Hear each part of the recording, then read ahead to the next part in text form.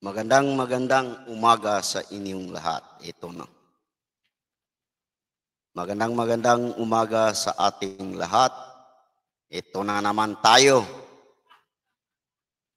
BBM. Inangkin ang hindi sa kanya. Nakakahiya ka tuloy, BBM.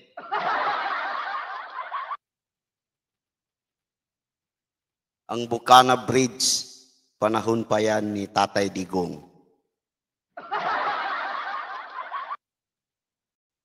Ito, panoorin natin. Si BBM ng angkin ng project ng dating administrasyong Duterte. Wala kang project, BBM. Nasa malita ang project mo. Nakakahiya ka tuloy.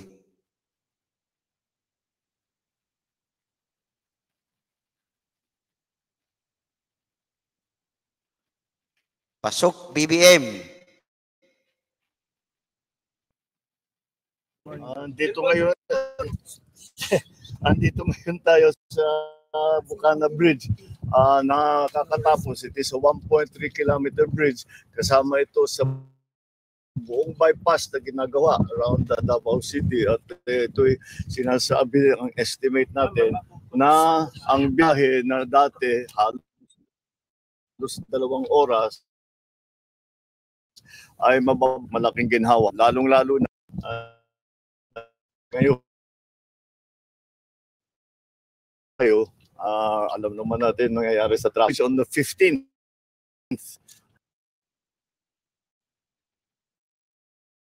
At December 15 gagawin na. Matatapos yung by December 2027.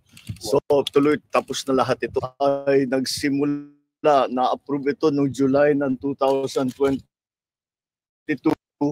Nagsimula ito 2023, early 2023. Late I'm sorry, late 2023 kasi mga approval.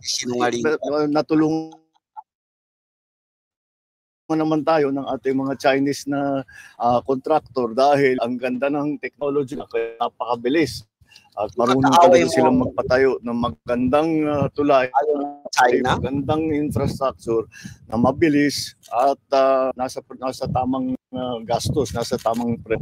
So this is one of the 4 major projects that we are legacy pro finishing in Davao and its environs. So nakatapos na tayo, marami na tayong nabuksan na second dito. And this will be now another major part.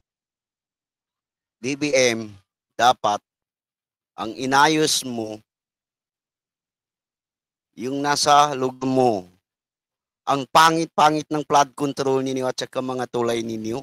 Bakit tumulong ka pa sa Davao? Kaya naman ng mga Duterte yan. Walang hiya. Nang aangkin ka ng hindi sa'yo?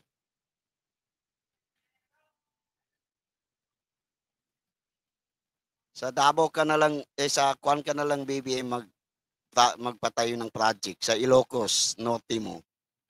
We are happy to announce that the goodwill gesture of the People's Republic of China for committing to donate the 1.5 billion peso construction of the bridge. So there is another bridge coming.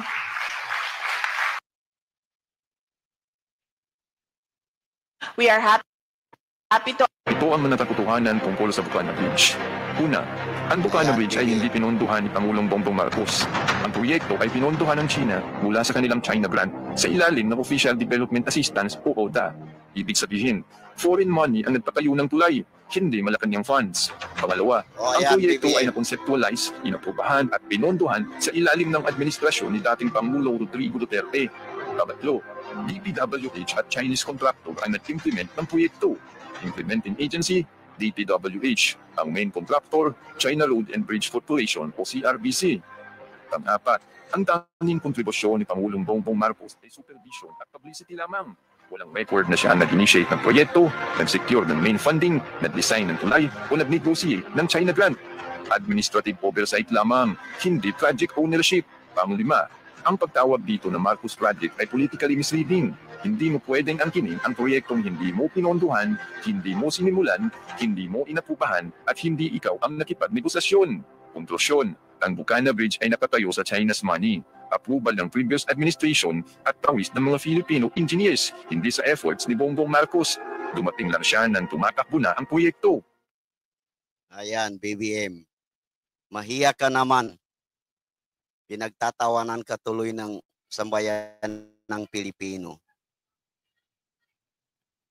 Alam mo, BBM, wala kang project, nasa malita ang project mo. Dapat sa Ilocos ka nagpatayo ng project. Nakakahiya ka tuloy.